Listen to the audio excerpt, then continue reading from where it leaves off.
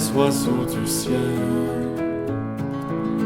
Ils ne sèment ni ne moissonnent, et pourtant mon Père leur donne aussi bien le grain que le miel. Cherchez d'abord le royaume et la justice de Dieu. Cherchez d'abord le royaume, le reste vous sera donné. Et regardez les fleurs des champs, qui ne travaillent ni ne filent. Pourtant mon Père les habille de ses plus riches vêtements. Cherchez d'abord le royaume et la justice de Dieu. Cherchez d'abord le royaume, le reste vous sera donné. Au nom du Père et du Fils et du Saint-Esprit. La grâce de Jésus-Christ, notre Seigneur, l'amour de Dieu le Père et la communion de l'Esprit Saint soient toujours avec vous. Bienvenue pour cette fin de semaine du 12e dimanche de la saison ordinaire. Pendant la saison ordinaire, Jésus nous donne le programme de la vie de chrétienne dans le monde aujourd'hui, comme 2000 ans passés. Nous écoutons attentivement les suggestions qu'il fait et surtout le témoignage qu'il donne par lui-même, la manière dont il proclame le royaume et vit l'anticipation du royaume déjà parmi les gens. La messe aux intentions des âmes du purgatoire, également pour nos intentions individuelles. Qui que nous soyons, où que nous soyons, nous pouvons nous confier au Seigneur librement et avec l'assurance qu'il nous répond nos prières pour notre propre bien. C'est l'assurance chrétienne depuis le début de l'Église et c'est dans laquelle nous célébrons. Le Seigneur a besoin de chacun et chacune de nous pour faire connaître la bonne nouvelle du salut. Le témoignage évangélique étant exigeant, demandons-lui d'éclairer notre conscience, d'éliminer toute crainte en nous et de se montrer miséricordieux. Seigneur Jésus, toi qui nous appelles à la confiance en nous faisant participer à ta mission, béni sois-tu et prends pitié de nous. Béni sois-tu et prends pitié de nous. Christ, toi qui ne crains pas les gens qui tuent le corps, mais qui ne peuvent tuer l'âme, béni sois-tu et prends pitié de nous. Béni sois-tu et prends pitié de nous. Seigneur, toi qui nous convies à la table du royaume, où la joie régnera pour toujours, béni sois-tu et prends pitié de nous. Béni sois-tu. Que Dieu Tout-Puissant nous fasse miséricorde, qu'il nous délivre du jour, de tout ce qui nous alourdit notre cœur et nous garde pour la vie éternelle. Amen.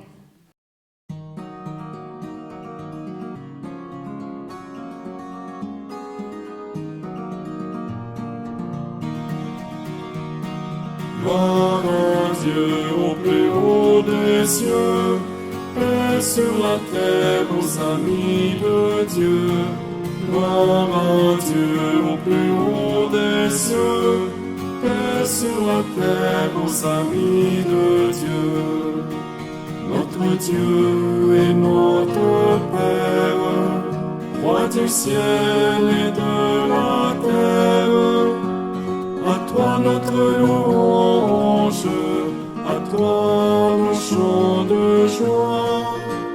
Fils unique Jésus-Christ, Seigneur Dieu, le Fils du Père.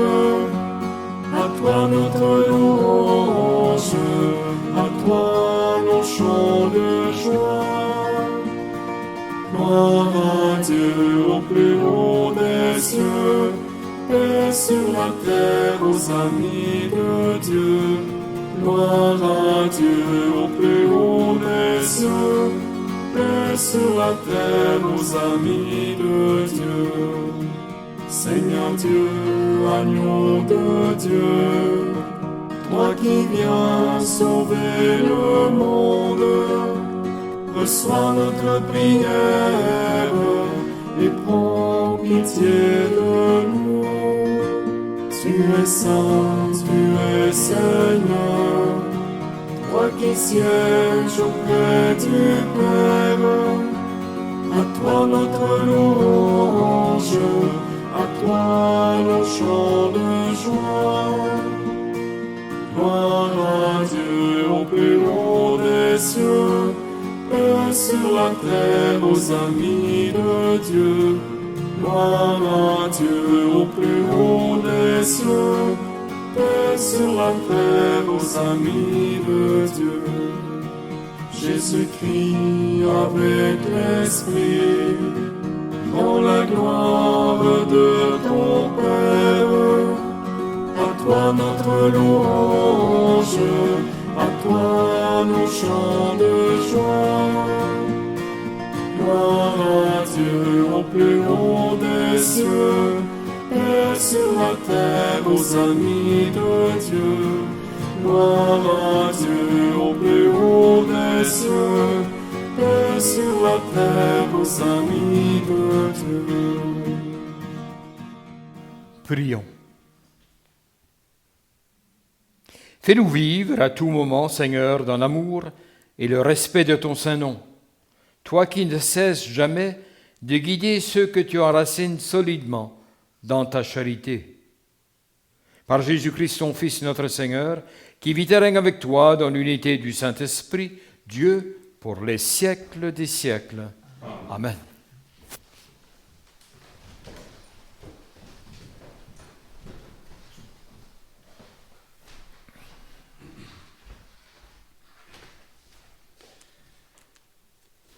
Lecture du livre du prophète Jérémie. Moi, Jérémie, j'entends les calomnies de la foule. Dénoncez-le, allons le dénoncer, celui-là, l'épouvante de tous côtés. Tous mes amis guettent mes faux pas. Ils disent, peut-être se laissera-t-il séduire.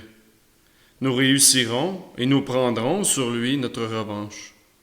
Mais le Seigneur est avec moi, tel un guerrier redoutable. Mes persécuteurs trébucheront, ils ne réussiront pas. Leur défaite les couvrira de honte, d'une confusion éternelle inoubliable.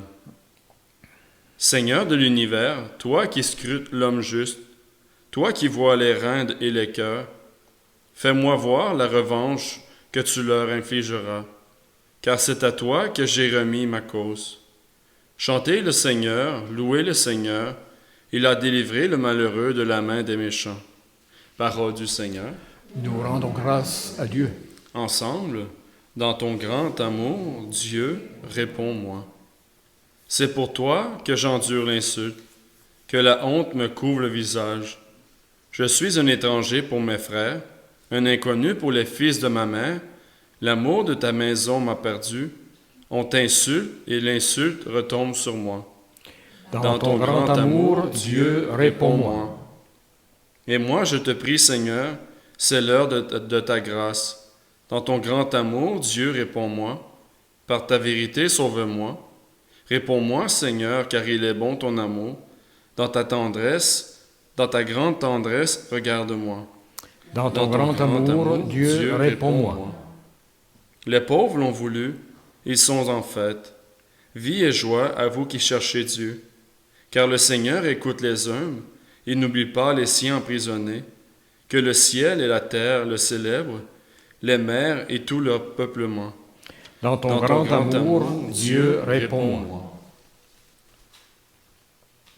Lecture de la lettre de saint Paul apôtre aux Romains. Frères, nous savons que par un seul homme, le péché est entré dans le monde, et que par le péché est venue la mort.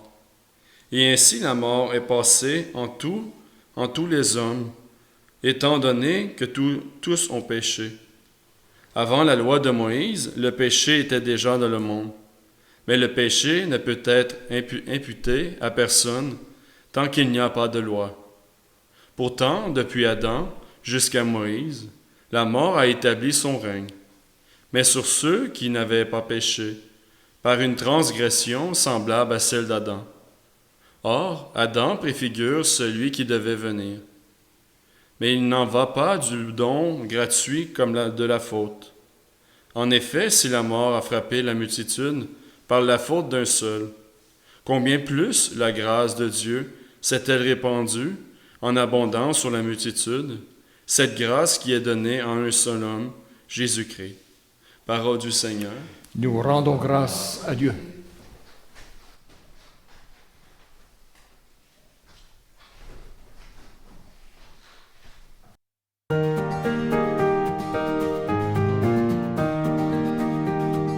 Alléluia, Alléluia, la paix de Dieu pour les nations. Alléluia, Alléluia, la paix de Dieu dans nos maisons.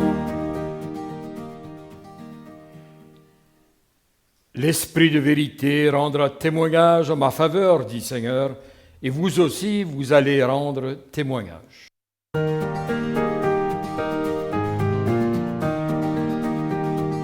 Alléluia, Alléluia, la paix de Dieu pour les nations.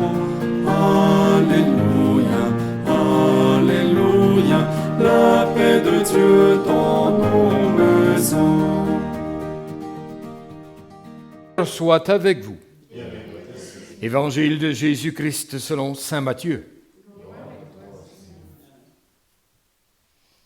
En ce temps-là, Jésus disait à ses apôtres, « Ne craignez pas les hommes, rien n'est voilé qui ne sera dévoilé, rien n'est caché qui ne sera connu. Ce que je vous dis dans les ténèbres, dites-le en pleine lumière. Ce que vous entendez au creux de l'oreille, proclamez-le sur les toits. Ne craignez pas ceux qui tuent le corps, sans pouvoir tuer l'âme. Craignez plutôt celui qui peut faire périr dans la géhenne l'âme aussi bien que le corps. 2 moineaux ne sont-ils pas vendus pour 1 sou? Or, pas un seul ne tombe à terre sans que votre Père le veuille. Quant à vous, même les cheveux de votre tête sont tous comptés. Soyez donc sans crainte. Vous valez bien plus qu'une multitude de moineaux. Quiconque ne se déclarera pour moi devant les hommes, moi aussi je me déclarerai pour lui devant mon Père qui est aux cieux. Mais celui qui me reniera devant les hommes, moi aussi je le renierai devant mon Père qui est aux cieux. Acclamons la parole de Dieu. Louange à toi, Seigneur Jésus.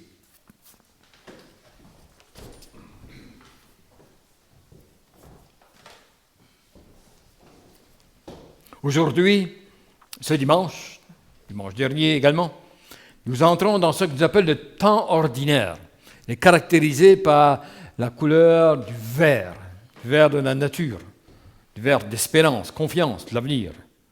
Et c'est toujours pendant les discours du Christ, pendant les voyages du Christ d'un village à l'autre, que nous découvrons davantage l'espérance qu'il donne au monde.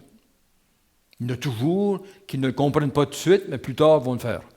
Le vert dit tout se transforme, tout reviendra vers la récolte, mais le temps de la culture, c'est un temps énormément important et on sait, nous autres, avec les événements récents, comment la chaleur, la pluie, tout ça, affectent les semences et peut retarder la floraison et les arbustes qui produisent les fruits et les légumes pour la vie.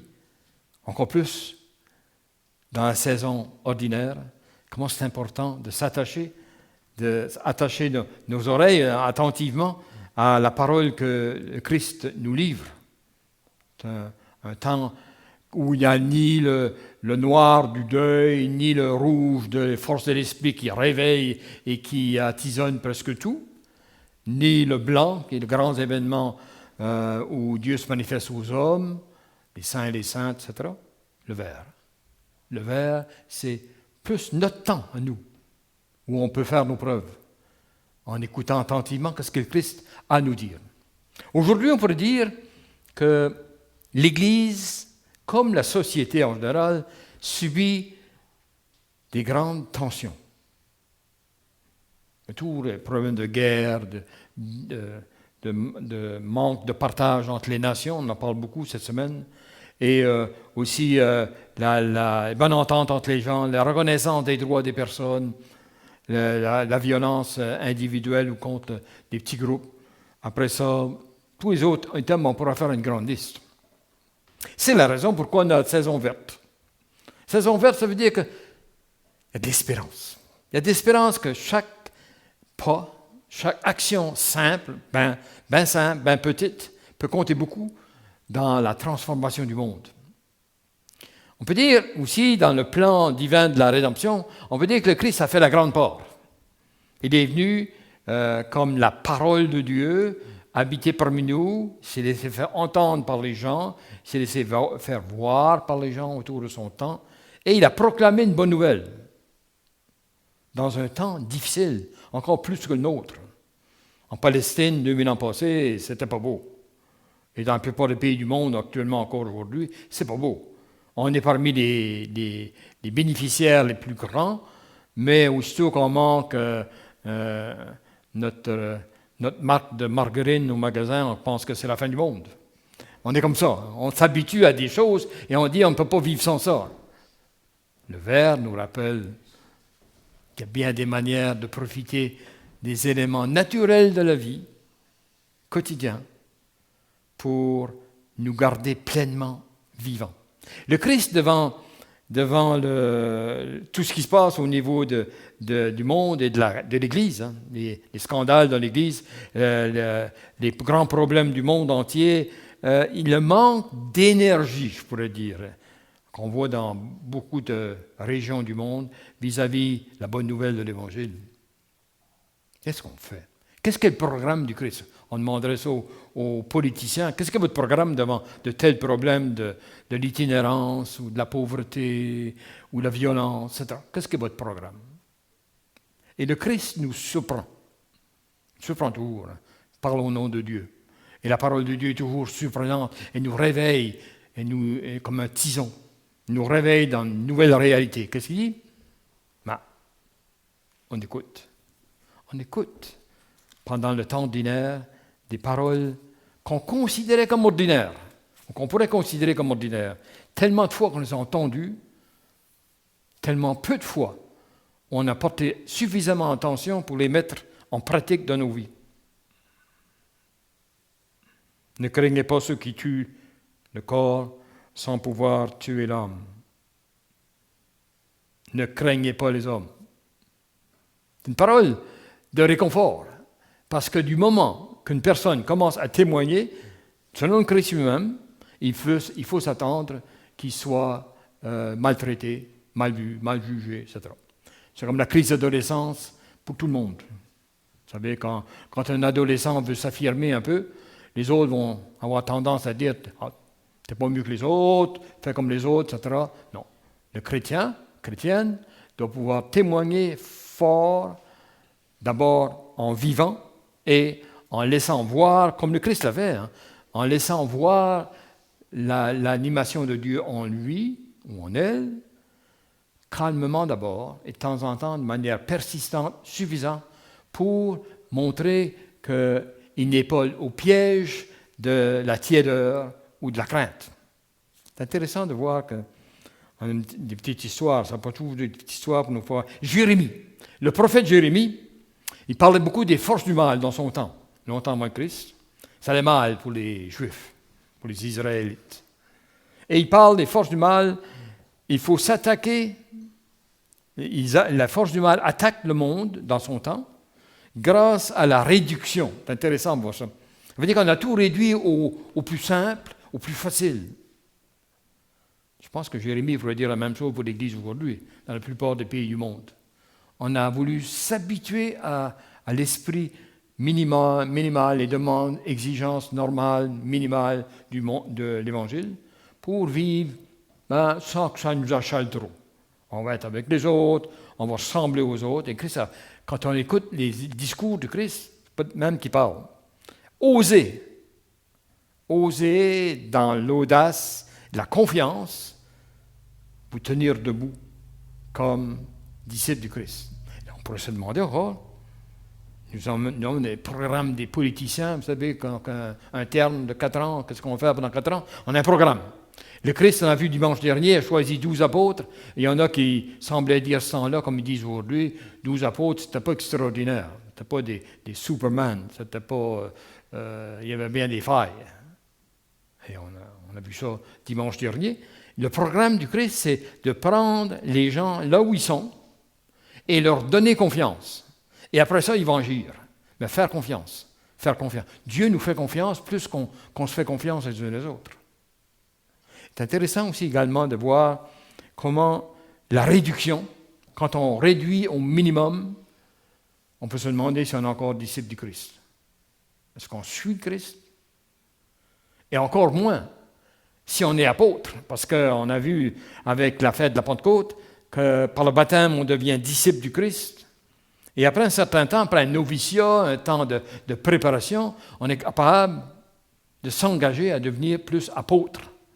Apôtre, celui qui travaille avec le Christ, à côté du Christ, qui se fie à lui au point de pouvoir s'engager fermement, même devant l'opposition ou les contraintes. Ça, c'est intéressant. C'est notre vocation de confirmer.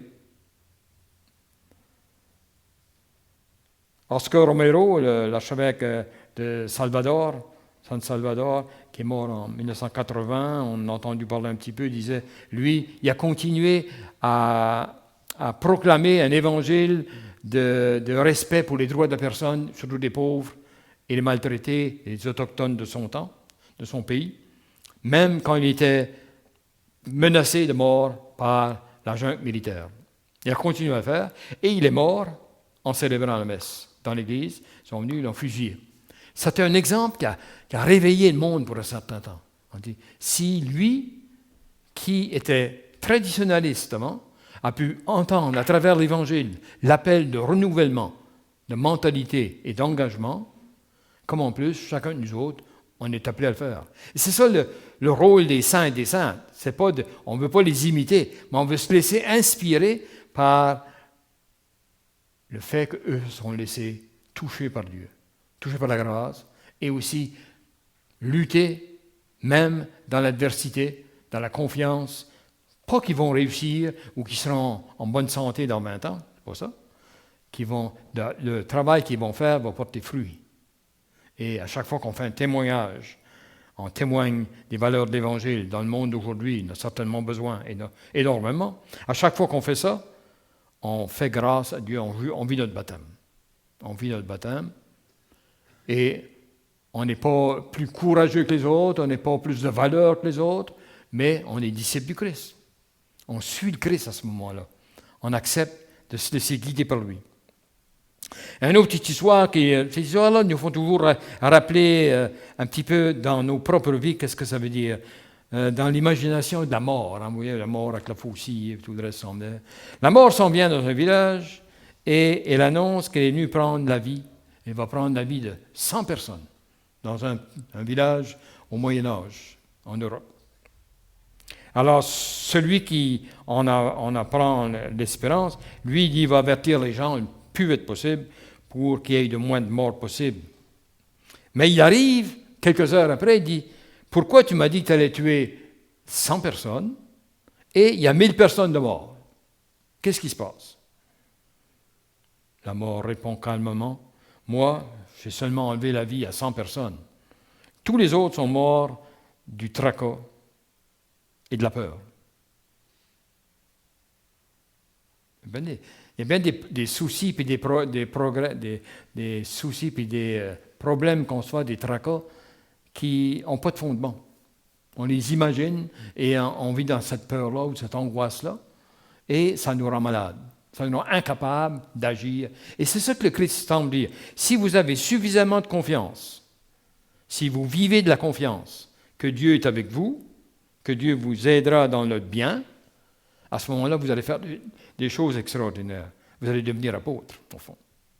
Vous allez faire des choses qui vont toucher d'autres personnes et qui vont vous bénéficier vous-même.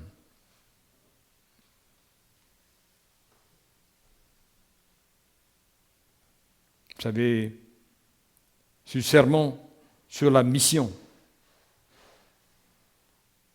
Le Christ a dit, vous avez telle chose qu'on peut faire, mais il faut demeurer plein d'espoir, de confiance. C'est la seule manière. Et ça bâtit une confiance en soi. On demandait tout d'un coup, comme n'importe quel métier, qu'est-ce qui fait qu'on est un bon plombier?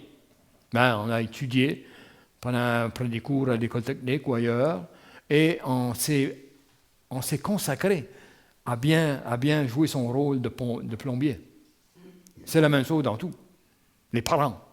Moi, je n'en reviens pas. Quand on rencontre des parents de jeunes enfants, je me dis, 5 ans passés, ils étaient frivoles, pas mal, en l'air, on ne sait pas trop qu'est-ce qu'ils veulent, qu'est-ce qu'ils font. Et tout d'un coup, ils deviennent responsables.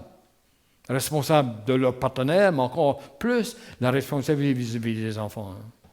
Comment on est prêt à se sacrifier pour que nos enfants aient les meilleures chances au monde.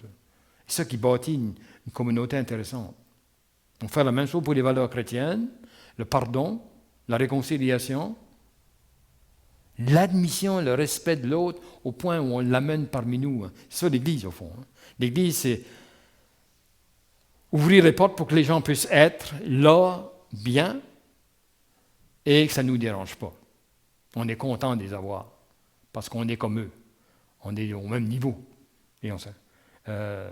Maison de Gethsemane, je pense un petit peu, la raison d'être, c'est de pouvoir être là, tranquillement, partager les joies et les souffrances pour un groupe de personnes différentes, mais qui se retrouvent dans l'acceptation, l'accueil, et qui se trouvent également dans l'attente et l'écoute les uns des autres. Alors, pour cette semaine, puisqu'on continue ce temps ordinaire, on peut demander à Dieu de nous préparer, de nous continuer à nous préparer pour devenir des témoins plus sûrs d'eux-mêmes, parce qu'ils se font confiance à Dieu. Sûrs d'eux-mêmes, pas par cause de leur propre capacité, mais sûrs d'eux-mêmes parce qu'on sait que Dieu est avec nous, quand on veut le bien. Amen.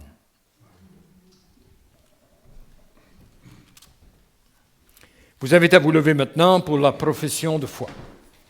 Je crois en Dieu, le Père Tout-Puissant, Créateur du ciel et de la terre, et en Jésus-Christ, son Fils unique, notre Seigneur, qui était conçu du Saint-Esprit, est né de la Vierge Marie, a souffert sous Ponce Pilate, a été crucifié, est mort et a été enseveli, est descendu aux enfers, le 3e jour est ressuscité de mort, et monte aux cieux, est assis à la droite de Dieu le Père Tout-Puissant, d'où il viendra juger les vivants et les morts.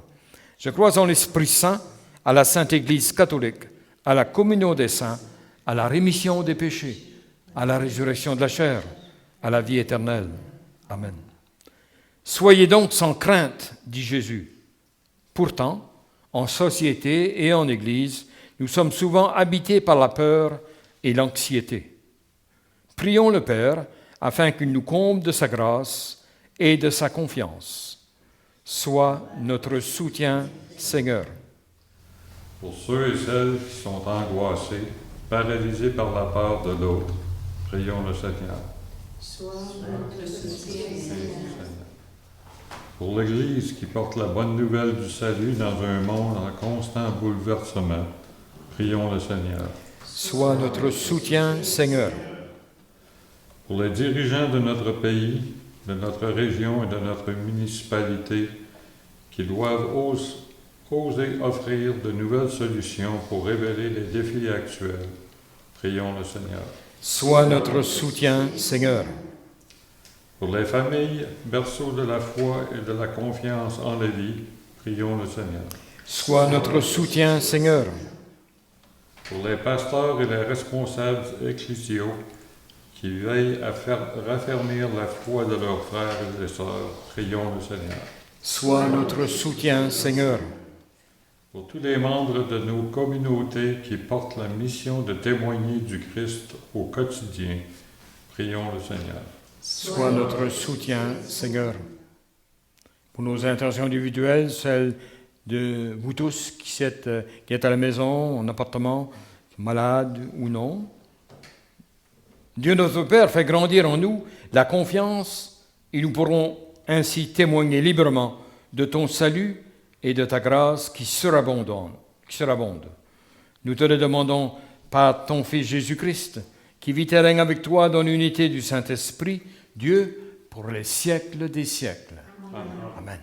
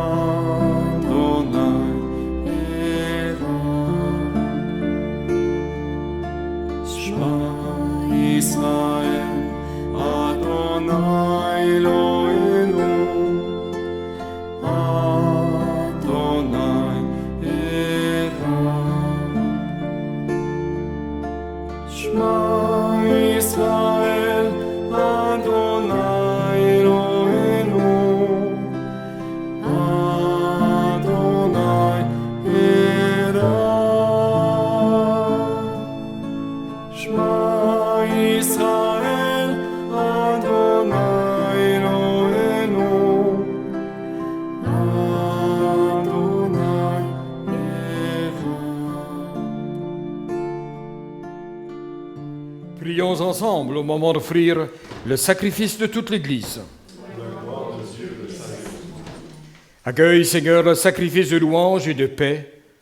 Accorde-nous d'être purifiés par son action et de t'offrir un cœur qui te plaise. Par Jésus-Christ, notre Seigneur. Le Seigneur soit avec vous.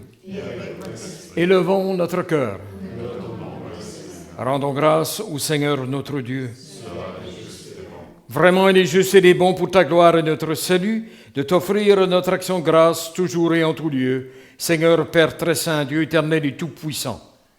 Par le sang de ton Fils et la force de l'Esprit, tu as voulu réunir auprès de toi tes enfants que le péché avait éloignés, et ce peuple qui tient son unité de la Trinité sainte, à la louange de ta sagesse infinie, c'est l'Église, corps du Christ et temple de l'Esprit.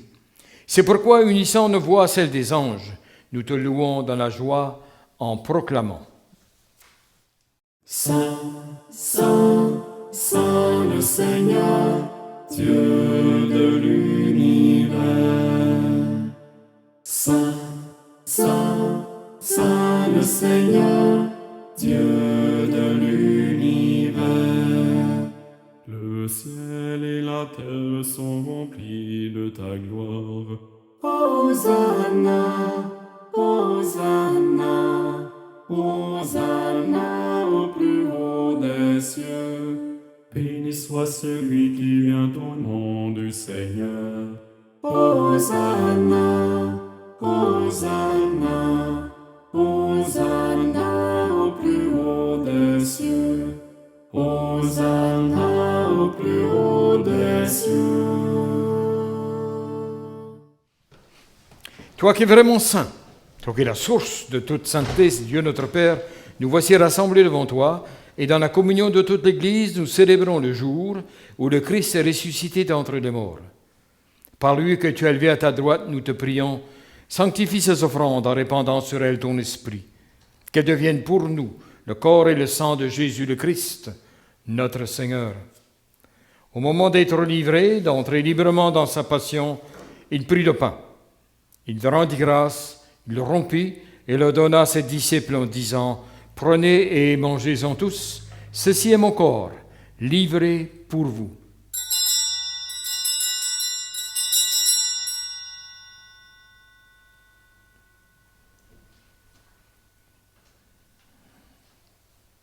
De même, après le repas, il prit la coupe de nouveau, il rendit grâce, la donna à ses disciples en disant « Prenez et buvez-en tous. Car ceci est la coupe de mon sang, le sang de l'alliance nouvelle et éternelle, qui sera versé pour vous et pour la multitude, en rémission des péchés. Vous ferez cela en mémoire de moi.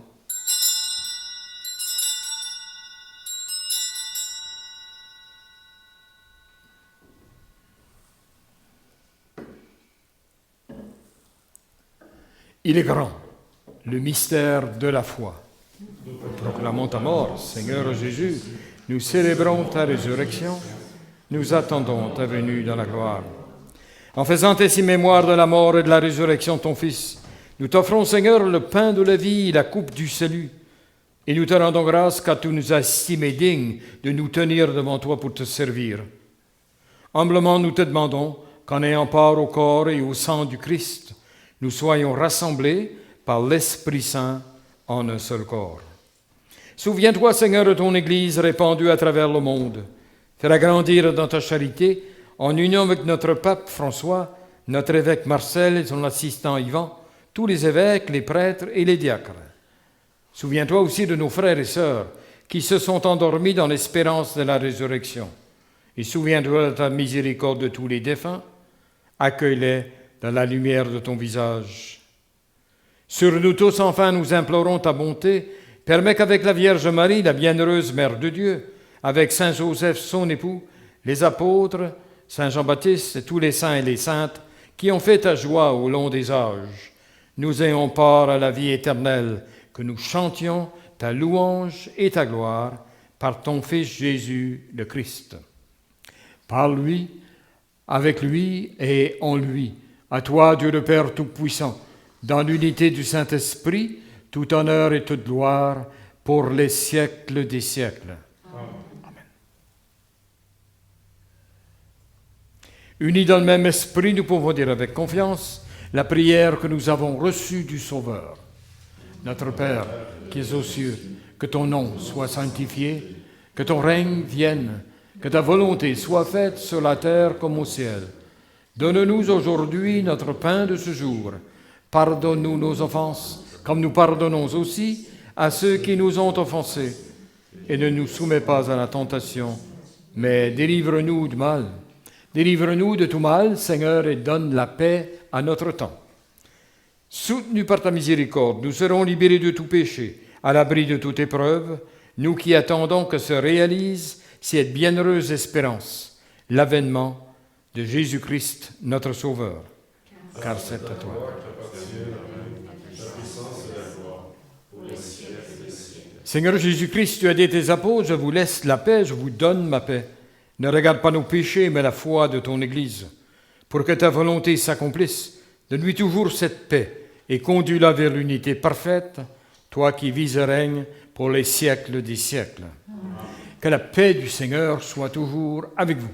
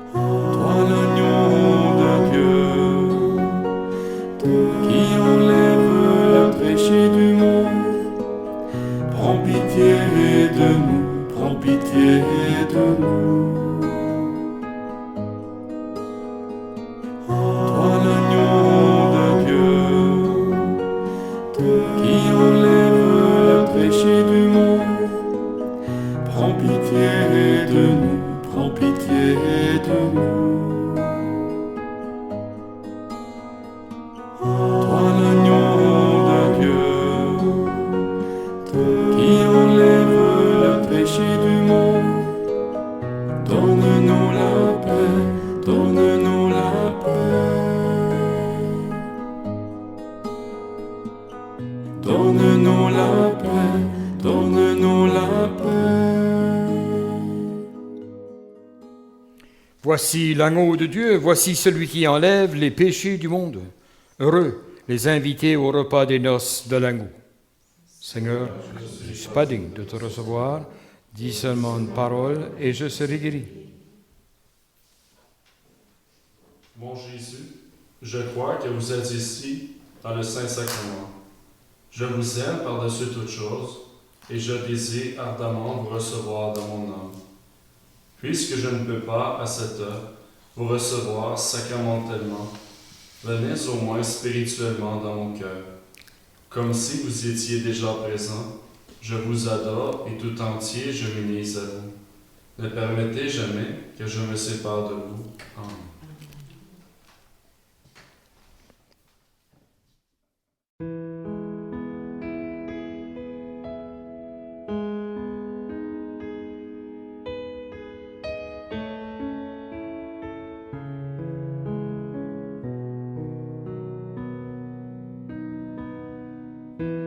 Au-delà des océans, tu es venu me chercher. Au-delà de mes tourments, ton amour a triomphé. Montre-moi la splendeur et la beauté qu'il y a. T'obéir de ton cœur, à se confier à ta voix. Tu viens relever le faible, tu le prends dans tes bras. Tu le conduis vers ton Père, qui le console ici-bas. Entends le cri de ma prière, sois mon secours et ma joie. Passer de l'ombre à ta lumière, j'ai mis mon espoir en toi.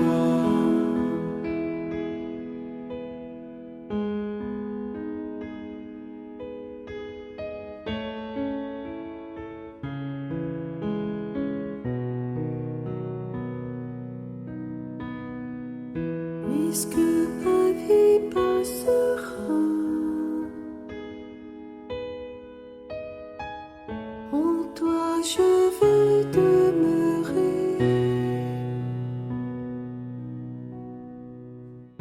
Puisque tu triompheras,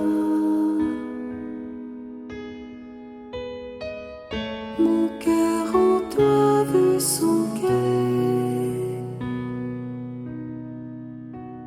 Montre-moi la splendeur et la beauté qu'il y a. T'obéir de ton cœur, À se confier à ta voix.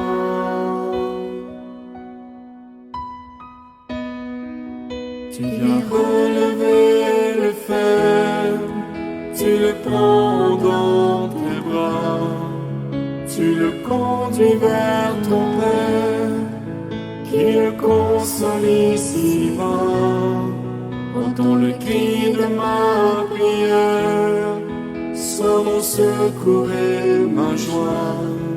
Passer de l'ombre à ta lumière, j'ai mis mon espoir en toi.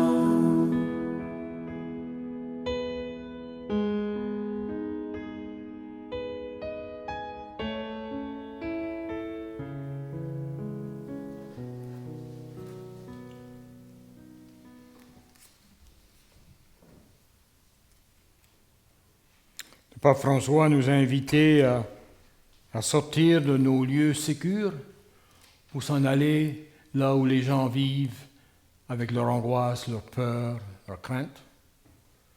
Et il s'adresse aux baptisés, aux confirmés, pour aller offrir une parole de confiance, un geste d'accueil et de miséricorde à la manière du Christ. Prions le Seigneur. Nourris, renouvelés par le corps sacré et le sang précieux de ton Fils, nous implorons ta bonté, Seigneur. Fais que, sûrs de la rédemption, nous possédions ce que nous aimons célébrer avec ferveur par le Christ, Jésus notre Seigneur. Amen. Que le Dieu Tout-Puissant vous bénisse et vous garde, le Père, le Fils et le Saint-Esprit. Amen. Prions pour les affligés des feux, au Canada et ailleurs aussi, les inondations, la pauvreté. Nous continuons à témoigner des valeurs du Christ. Allons dans la paix du Christ. Amen.